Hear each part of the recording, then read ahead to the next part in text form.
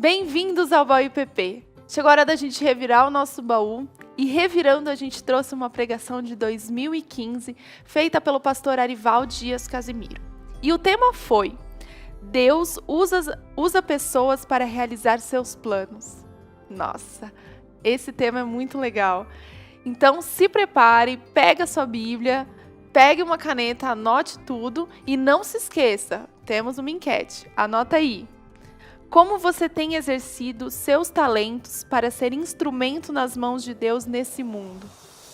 Vale muito a pena assistir. Gostaria que você abrisse a Bíblia lá em Neemias, capítulo 1. As crianças irão sair para ter a sua mensagem também, uma pessoa escalada. Abra sua Bíblia aí em Neemias, capítulo 1 e 2.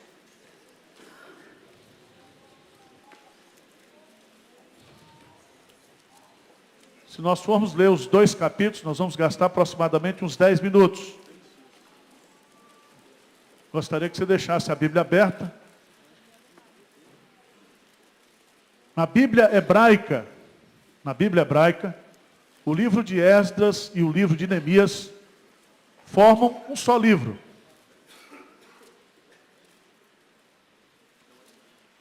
No ano de 586 antes de Cristo, o reino de Israel, o reino do sul, foi levado para a Babilônia. 586 antes de Cristo. 70 anos depois, Deus levanta Ciro, porque o Império Babilônico foi dominado pelos assírios ou pelos persas. E Ciro, ungido de Deus, segundo o profeta Isaías, manda 50 mil judeus com Esdras para reconstruir Jerusalém. Nesse período, 2 profetas trabalharam com Esdras, o profeta Ageu e o profeta Zacarias. Então todo o conteúdo de Esdras está relacionado com essa primeira leva que veio lá da Babilônia para reconstruir. Aproximadamente de 40 a 50 anos depois, a obra não foi adiante. Não foi adiante. E aí entra no cenário histórico o livro de Neemias. O livro de Neemias. Os dois livros, Esdras e Neemias, eles cobrem um espaço de 100 anos. 100 anos. O livro de Neemias, ele é muito usado, principalmente na igreja hoje, para falar sobre liderança, manual de liderança. Eu quero usar os 2 primeiros capítulos de Neemias para apresentar para vocês 6 princípios. 6 princípios espirituais aplicados ao seguinte tema: Deus quer usar você. Vamos repetir? Deus quer usar você. Ou Deus quer me usar. Vamos ler juntos aqui? Neemias capítulo 1, versos de 1 a 4. Vamos lá? As palavras de Neemias, filho de Acalias, no mês de Quisleu, no ano 20º, estando eu na cidadela de Suzã, veio Anani, um de meus irmãos, com alguns de Judá. Então lhes perguntei pelos judeus que escaparam e não foram levados para o exílio e acerca de Jerusalém.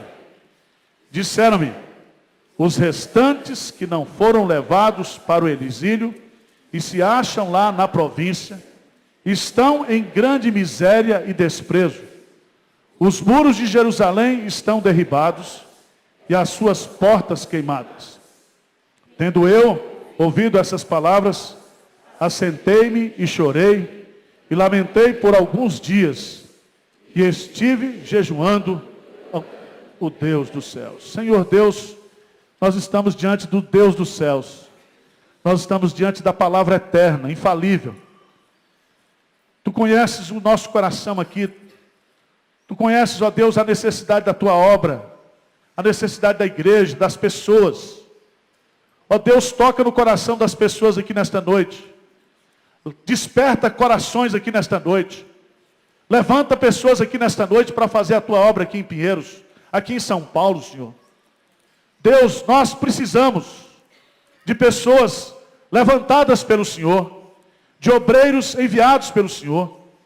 Faz isso nesta noite, Senhor, para a tua honra, para a tua glória e para o benefício da tua igreja. Em nome de Jesus. Amém. Meus irmãos, Deus usa pessoas para realizar os seus planos na história. Não sou eu que planejo e coloco esses planos diante de Deus. É Deus que tem os seus planos e Ele resolve usar a mim e a você. A Igreja Católica Apostólica Romana, no auge da Idade Média, foi introduzindo na igreja um conceito herético de que a igreja está dividida entre o clero e o laicato. Entre aqueles que são os iluminados, aqueles que estudam a palavra, aqueles que têm a autoridade de Deus e o povo. E o povo. E isso, de uma forma inconsciente, tem se perpetuado na igreja evangélica. Nós temos hoje os pastores, nós temos hoje os bispos, os apóstolos e temos o povo. E parece que essa divisão, ela persiste no inconsciente ou no imaginário das pessoas, achando que há pessoas mais ungidas, que há pessoas mais vocacionadas, que há pessoas que têm, assim, uma unção especial de Deus para fazer a obra. Eu quero chamar a sua atenção nesta noite, porque esse foi um dos princípios da reforma, o princípio do sacerdócio universal dos crentes. O princípio de que todo crente, ele é um sacerdote de Deus, que todo crente tem que ter um ministério na igreja, que todo crente é um missionário, que todo crente é um adorador, que todo crente tem que participar, tem que se envolver na obra de Deus. E meus amados irmãos, eu creio que há um despertamento hoje no mundo, principalmente nessa mobilização das igrejas dos pequenos grupos, principalmente nas igrejas novas da Ásia, principalmente nesse novo movimento missionário que Deus está levantando pessoas leigas, pessoas que não são ordenadas, pessoas que não têm uma formação acadêmica teológica, mas pessoas que estão se dedicando a Deus para fazer a obra. Neemias, o seu nome significa o Senhor consolou. Ele era um leigo, ele não fazia parte da família sacerdotal, ele não fazia parte de nenhuma família dos profetas, ele era um homem simples, ele era um funcionário do governo. Diz o texto sagrado que a sua profissão, ele era copeiro do rei Artaxerxes, rei da Pérsia. Ele era alguém que cuidava da comida e da bebida do rei, ele era um mordomo. Mas ele era um crente do Senhor. E meus amados irmãos, A.W. Tozer diz com muita propriedade que Deus procura pessoas para realizar o impossível. Esdras tinha encerrado o seu ministério, todo aquele projeto de reconstrução não ia adiante. A igreja estava numa situação difícil, é só você ler o livro do profeta Ageu. Todos esqueceram o projeto de reconstrução, todos estavam correndo para construir as suas próprias casas. A obra de Deus está abandonada, mas Deus então, na sua soberania e na sua graça, vai levantar um homem para liderar esse processo. E o livro de Neemias não é apenas um livro de liderança, mas o livro de Neemias, assim como o livro de Atos, é um livro que fala que Deus usa pessoas. E Deus quer usar você. Deus quer usar a sua vida, os seus dons, os seus talentos, tudo que você tem, Deus quer fazer de você um instrumento para realizar coisas impossíveis. Mas vamos olhar no texto, quais são essas pessoas que Deus usa. E a primeira coisa que eu queria destacar aqui no texto, é que a primeira característica de uma pessoa que vai ser usada por Deus, que é usada por Deus, são pessoas que se importam com os outros. Veja no texto. Veio, versículo 2, Anani, um de meus irmãos, com alguns de Judá. Então lhes perguntei pelos judeus que escaparam e que não foram levados para o exílio, e acerca de Jerusalém. Disseram-me, os restantes que não foram levados para o exílio, e se acham lá na província, estão em grande miséria e desprezo, os muros de Jerusalém estão derribados, e as suas portas o quê? Queimadas. Os biógrafos de Neemias dizem que Neemias nunca tinha ido em Jerusalém. Mas ele era um cara conectado com informação. Ele é um cara interessado. Presta atenção que a crise de compromisso aqui na igreja, que a falta de envolvimento das pessoas, é porque as pessoas não se importam com o que está acontecendo. A gente não quer saber como é que está a situação do mundo. A gente não quer saber como é que está a situação das pessoas. A gente não se envolve porque a gente não quer informação.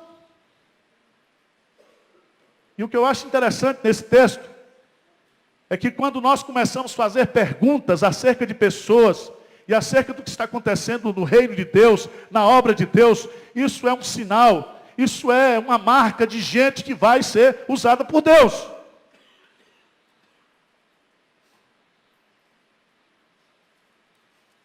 Se você observar o texto, veja no texto que as pessoas estão na miséria, as pessoas estão sendo desprezadas, Jerusalém está derribada e as suas portas o quê? Queimadas. A situação é de caos. A situação é de caos. Você quer ser usado por Deus? A primeira coisa que você tem que colocar no seu coração é que você tem que ter interesse por pessoas, interesse pela situação do mundo, interesse pela situação da igreja. Você tem que ser uma pessoa ligada com a realidade. Segunda coisa que nós aprendemos no texto. Deus quer usar você. Mas Deus usa pessoas que se importam com os outros.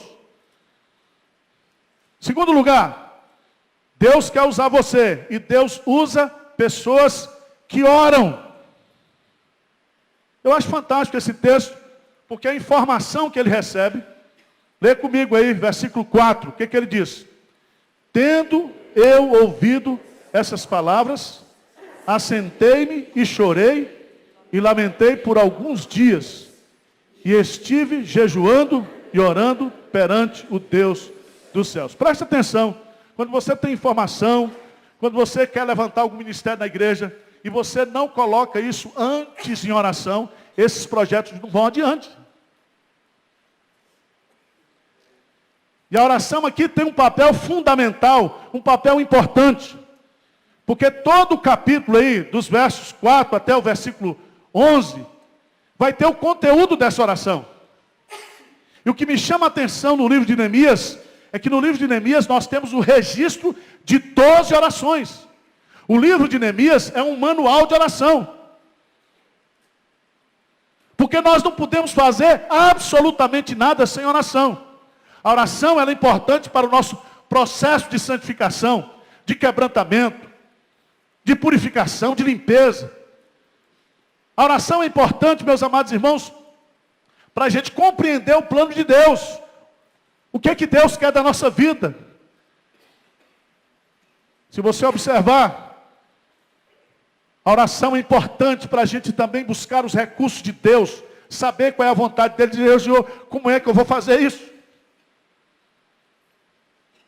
Veja lá, em Neemias capítulo 2.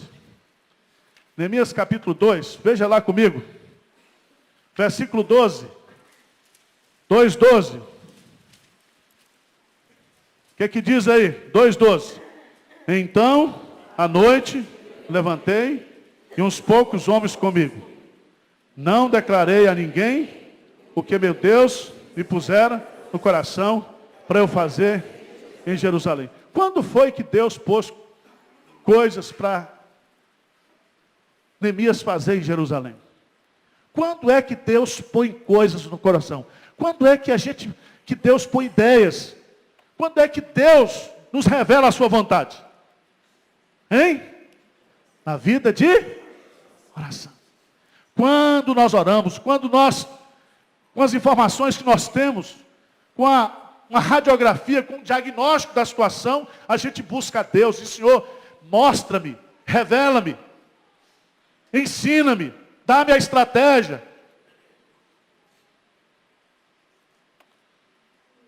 Essa oração de Neemias, ela é muito estudada. Eu não vou gastar tempo estudando, ela está dividida em 3 partes. A primeira parte da oração dele é louvor e adoração a Deus. A segunda parte da oração é confissão de pecado. E a última parte é consagração a Deus. Consagração a Deus. Mas em terceiro lugar, Deus quer usar você. E Deus usa pessoas que se importam com os outros. Que estão conectadas com a realidade. Mas Deus também usa pessoas que oram, que estão conectadas com Deus. Não basta estar apenas conectado com a realidade, tem que estar conectado com Deus. Mas em terceiro lugar, Deus usa pessoas que se dispõem a trabalhar. Veja no texto, no versículo 5 do capítulo 2. Vamos ler juntos. Vamos ler o 4 e o 5 para ter a ideia geral. Vamos lá? 2, 4 e 5. O que que diz? Disse-me o rei: que me pedes agora? Então orei ao Deus dos céus. E disse ao rei: se é do agrado do rei, se o teu servo acha mercê em tua presença, peço-te que me envies ajudar a cidade dos sepulcros de meus pais, para que eu a reedifique. Sabe o que Neemias está colocando aqui? Ele já tinha conversado com Deus, ele já tinha colocado a sua vida diante de Deus, e ele agora chega perante ao rei, ele ora, ele diz: eu quero que o Senhor me dê a carta para ser governador. Eu vou lá para fazer essa obra de reedificação. Agora presta atenção. Vamos fazer aqui uma ponte para Mateus capítulo 28. Nós temos o rei Jesus, que diz assim: toda autoridade me foi dada nos céus e na terra. Portanto, ide, fazei discípulos de todas as nações, batizando-os em nome do Pai, do Filho e do Espírito Santo, ensinando a guardar todas as coisas que vos tenho ensinado. E eis que estou convosco todos os dias até a consumação do século. Presta atenção. Você e eu já estamos debaixo da autoridade do rei, não de Assuero, mas da autoridade do rei Jesus. E nós temos uma missão para cumprir, nós temos uma grande comissão para realizar. E nós temos não somente a autorização do rei, mas nós temos a presença do rei conosco, nós temos todos os recursos do rei, nós temos tudo para fazer a obra de Deus. E o que é bonito nesse texto, porque esse texto faz essa ponte com a grande comissão. Um homem simples, que é levantado por Deus, um homem que vê a situação do seu país, da sua nação, um homem de oração, mas um homem que se dispõe a pagar o preço para realizar a obra em nome do rei. Para ser um agente de transformação, de mudança. Deus quer usar você. Deus quer usar você. No seu trabalho, na sua universidade, onde você está, dentro da sua família. Você não pode ficar sem trabalhar para o rei. Você é um servo do rei. Você é um súdito do rei. Você não pode passar pela vida cristã sem se dedicar a essa obra do rei. Mas em quarto lugar, pessoas que se importam com os outros, pessoas que oram, pessoas que se dispõem a trabalhar. Mas veja no versículo 12, e eu quero voltar a essa tese, do capítulo 2. Pessoas que têm algo de Deus no coração para fazer. Diz amém aí? Sabe por que as pessoas não trabalham na igreja? Porque pega esse negócio de grande comissão e diz que isso é muito variado. Isso é muito amplo.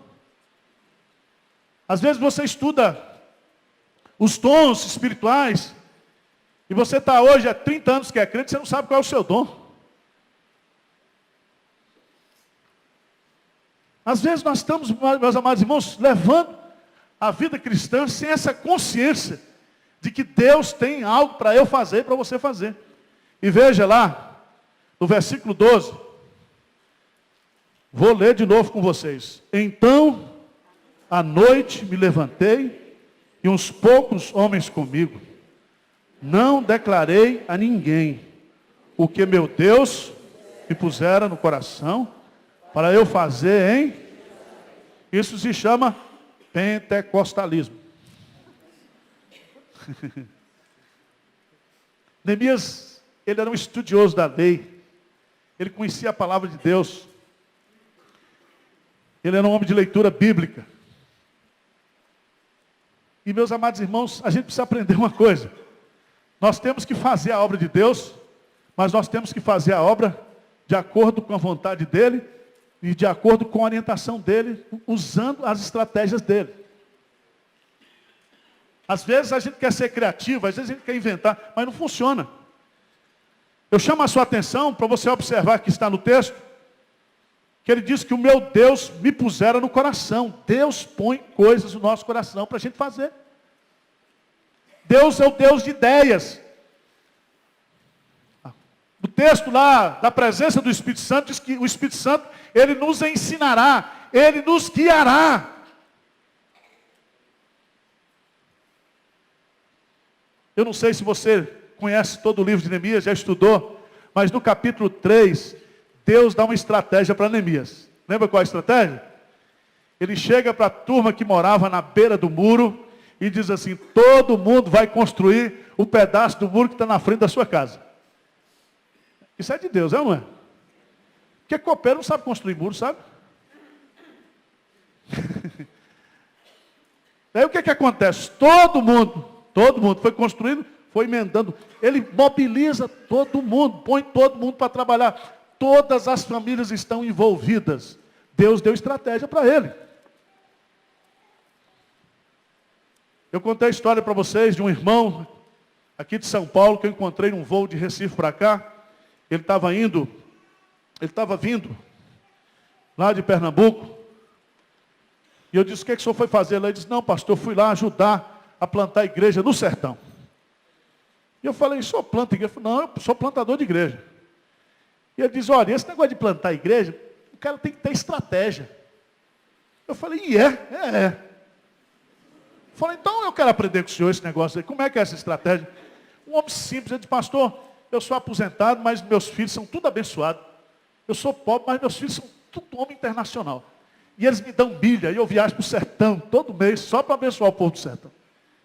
E eu disse: e qual é a estratégia que o senhor usa? Ele disse: a estratégia do bombom. Eu falei: estratégia do bombom? Como é que é isso? Esse daí eu chego lá naquele sertãozão, e eu levo, né, na bagagem, bombom, pirulito, não sei o quê. E eu saio naquela cidade do sertão, reúno as crianças, e vou distribuindo aquilo. Eu falei: mas isso é Cosme Damião? Ele falou: não, pastor, o senhor tem que entender o negócio. E eu chego para as crianças, dou o negócio, e digo: olha, mais tarde tem mais. Nós vamos lá na escola da cidade, nós vamos fazer um grande culto lá. E quem levar o pai e a mãe, vai ganhar mais. Eu falei: funciona? Ele disse: funciona. Eu falei: é de Deus, eu vou levar isso lá para Zé Francisco, para ver se ele faz isso.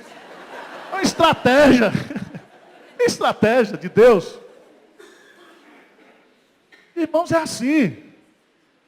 Eu fico impressionado como Deus vai dando estratégia. Paulo chega em Filipos, ele vai começar a igreja em Filipos, aí ele vai para a beira do rio orar, e ali ele conhece as mulheres, e ali as mulheres são evangelizadas, e uma mulher daquela o leva para a casa dele, a mulher chamada Lídia, que era proprietária de um curtume, E ele prega o evangelho na casa daquela mulher e Deus abre o coração daquela mulher.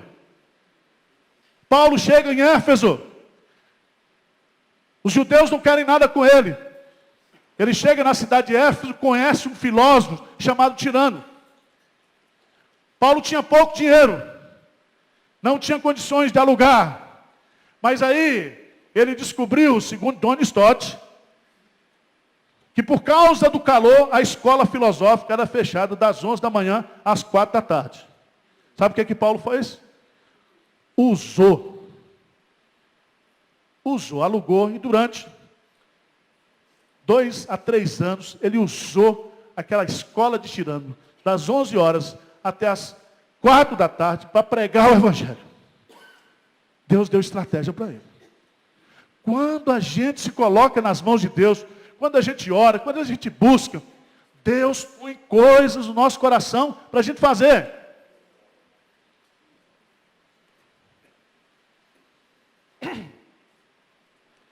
Você já pensou quantas necessidades nós temos?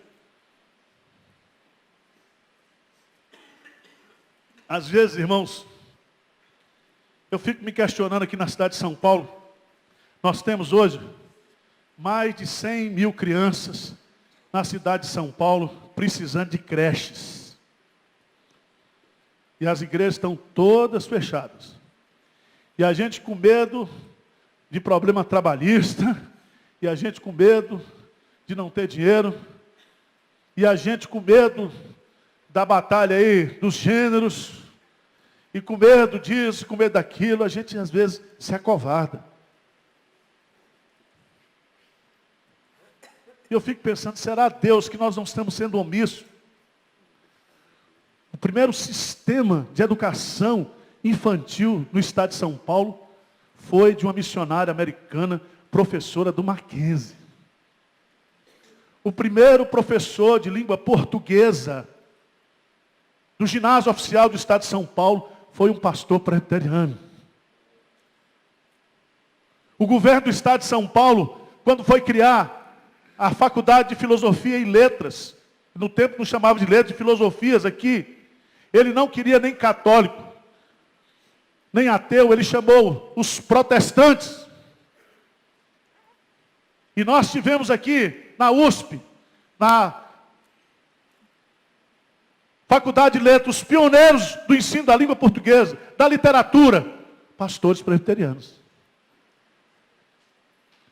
As oportunidades que nós temos nessa cidade, irmãos.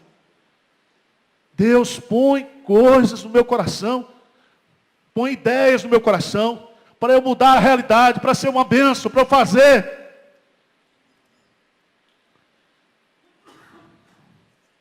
Quinto lugar, Deus quer usar você. Mas Deus quer usar pessoas dispostas a pagar o preço para mudar a realidade. Veja no capítulo 2, versículo 17 e versículo 18. Vamos ler juntos? Neemias 2, 17 e 18. O que é que diz? Então lhes disse: estáis vendo a miséria em que estamos, Jerusalém assolada, as suas portas queimadas. Vinde, pois, reedifiquemos os muros de Jerusalém e deixemos de ser. E lhes declarei como a boa mão do meu Deus estivera comigo, e também as palavras que o rei me falara. Então disseram: disponhamos-nos e edifiquemos. E fortaleceram as mãos para a boa obra. Preste atenção, eu gosto demais desse texto. Porque o cara que tem a visão de Deus, ele não é um lunático. O que Deus põe para nós fazermos está conectado com a realidade. Ele diz para o povo, ele reúne agora os magistrados, os líderes, os sacerdotes, o povão todo. Ele diz: está vendo a miséria em que estamos? Será que é isso que Deus quer para nós?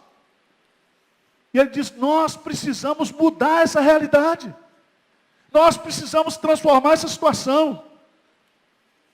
Irmãos, todo servo de Deus é um agente de transformação, de mudança. Nós não podemos aceitar a realidade caótica, a realidade da derrota, como se fosse aquilo que Deus tem para nós. E ele vai aqui usar 3 coisas que eu acho interessantes. A primeira delas, ele diz: nós precisamos trabalhar. Nós precisamos trabalhar. Segundo, nós dependemos de Deus. A boa mão do Senhor está conosco. Ele junta aqui o esforço do homem e a providência de Deus. É como disse Lutero: vamos trabalhar como se tudo dependesse de nós. E vamos orar como se tudo dependesse de Deus. Vamos trabalhar e vamos orar. Mas o que eu acho bonito desse texto é quando ele diz assim: nós precisamos deixar de ser o quê? Opróbrio. Deus quer o melhor para nós. Deus tem algo grandioso para nós. Nós precisamos mudar. Nós precisamos deixar de ser opróbrio. Sabe o que acontece, meus amados irmãos? O que entristece o meu coração quando eu vejo pastores, irmãos, cujas igrejas estão morrendo, perdendo membro todo ano, e o sujeito é calvinista, é fiel à Bíblia, e ele coloca toda a desculpa e toda a responsabilidade daquele trabalho estar naquela situação como se fosse Deus.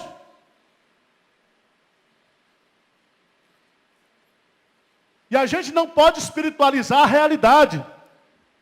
Nós sabemos que Deus está no controle, nós sabemos que Deus governa todas as coisas, mas nós somos os agentes de Deus na transformação histórica.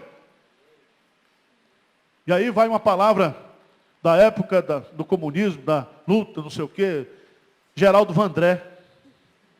Vem, vamos embora, que esperar não é fazer. Quem sabe, faz a hora, não espera acontecer. Somos nós. E nós vamos fazendo e vai acontecendo, porque Deus está conosco. Ele trabalha em nós, Ele trabalha por nós, Ele trabalha através de nós. 6º lugar. 6º lugar. Deus quer usar você. Deus quer usar você. Pessoas que Deus usa, são pessoas que não têm medo de oposição. Oposição para nós é motivação. Se você não está sofrendo oposição na obra de Deus, é porque você não está trabalhando para Deus. Porque a primeira coisa que se levanta quando alguém vai fazer a obra de Deus é o quê? Oposição. Veja no capítulo 2, versículo 10. 2:10. O que diz lá? Disto ficaram sabendo Sambalate, o horonita, e Tobias, o servo amonita, e muito lhes desagradou que alguém viesse a procurar o bem. Presta atenção, o diabo não quer o bem das pessoas. E quando ele sabe que Deus levanta alguém para fazer o bem, o que diz o texto? Muito lhes desagradou.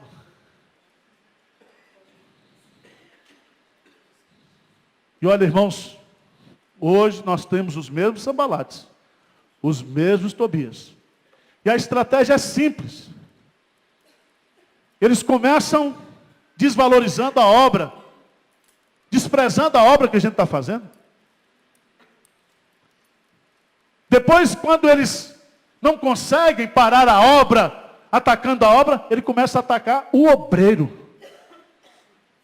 O obreiro.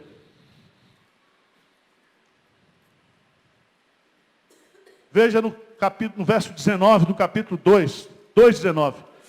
Porém, lê comigo aí. Sambalate, o horonita, e Tobias, o servo amonita, e Gesem, o arábio, quando souberam, zombaram de nós e nos desprezaram, e disseram: que é isso que fazeis? quereis rebelar-vos contra o rei? Esses caras são terríveis. Eles agora não estão só chateados porque alguém vai fazer. Eles estão agora levantando o quê? Suspeição naquilo que está sendo feito. Mais adiante eles vão fazer um documento. E vai mandar um documento lá, porque o rei Assuero morreu, entrou outro rei. Eles vão fazer tudo para parar a obra. Meus amados irmãos, o diabo quer que você pare. O diabo quer que você fique sentado no banco mesmo, esperando a morte chegar, com a boca cheia de dentes. É isso que o diabo quer. E aí você começa a fazer algo, Deus começa a trabalhar na sua vida, vai vir oposição. Vai vir oposição. Não há empreendimento de Deus, não há realização de Deus que não sofra os ataques, as críticas. Tem gente que é especializado em criticar. Não faz nada, absolutamente nada. São pessoas completamente frustradas, decepcionadas, cujo prazer é criticar. E aí eu quero fazer um desafio para você procurar na história da civilização humana, se algum dia foi erguido um busto, uma estátua para um crítico. E eu quero fazer um desafio para você que também, todo filme que passar e o crítico disser que é bom, não vá. Vá naquele que ele diz que não presta. Principalmente se for crítico de cinema. Está certo? É impressionante. É impressionante. Chama a sua atenção. Porque no versículo 20, lê comigo, encerrando o capítulo 2. Então lhes respondi: o Deus dos céus é quem nos dará o quê? Nós, seus servos, nos disporemos, reedificaremos. Vós, todavia, não tendes parte, nem direito, nem memorial em Jerusalém.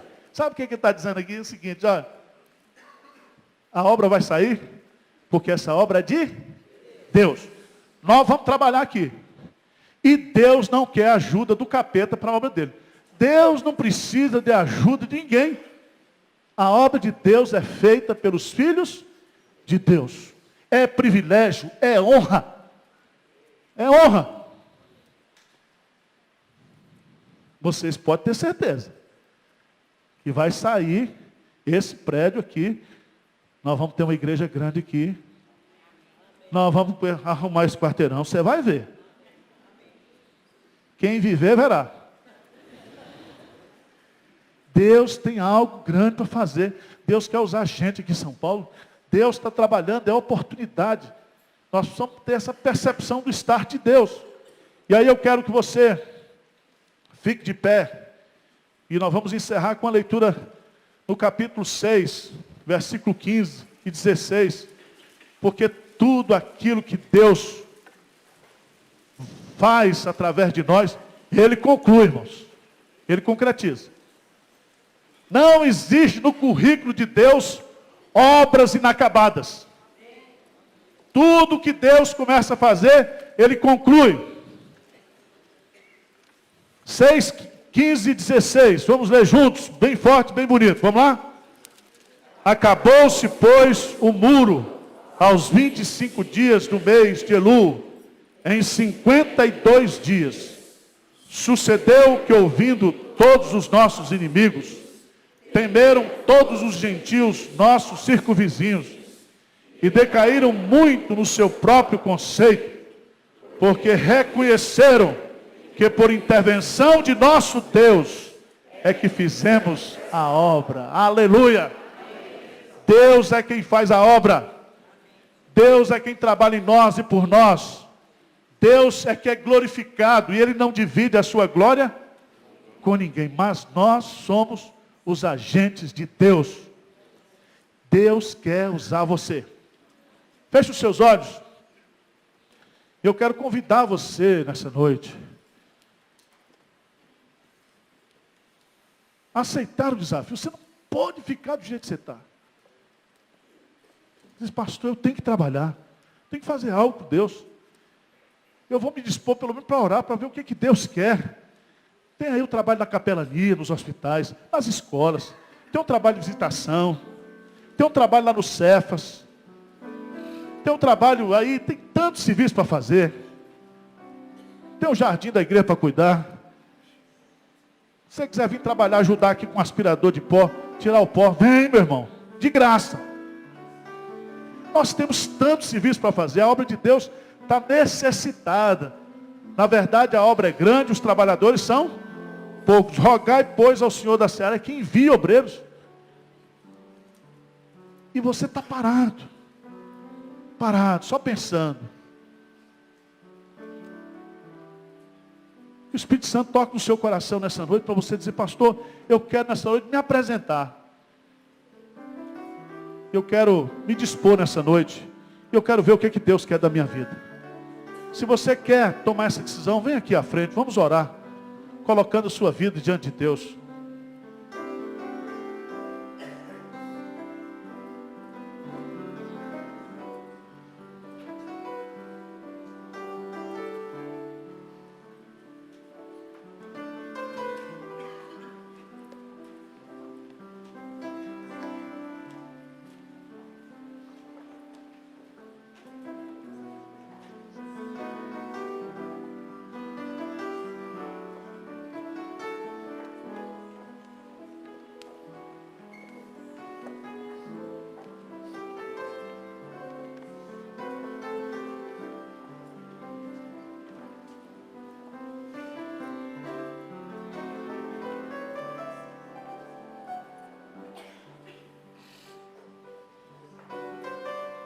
Deus quer usar vocês. E o Deus que nos chama é o Deus que nos capacita. É o Deus que está conosco na obra. É o Deus que nos dá os recursos. Pode ter certeza disso. Senhor Deus, nós estamos aqui diante de Ti, Senhor. Diante da Tua grandeza nós não somos nada. Mas diante da Tua graça e da Tua misericórdia, nós somos tudo para o Senhor. E o Senhor quer nos usar, o Senhor quer nos abençoar. O Senhor quer fazer de cada um aqui um canal de bênção, Senhor. O Senhor quer usar cada um aqui como agente de transformação nas Tuas mãos. Ó Deus, dispõe o coração desses irmãos para orar, para Te buscar, para buscar a Tua vontade para ver. Amém? É incrível ver que Deus pode nos usar onde a gente está e da maneira como Ele bem entende, não é mesmo? Muito obrigado pela companhia de vocês e a gente se vê no próximo programa. Até lá!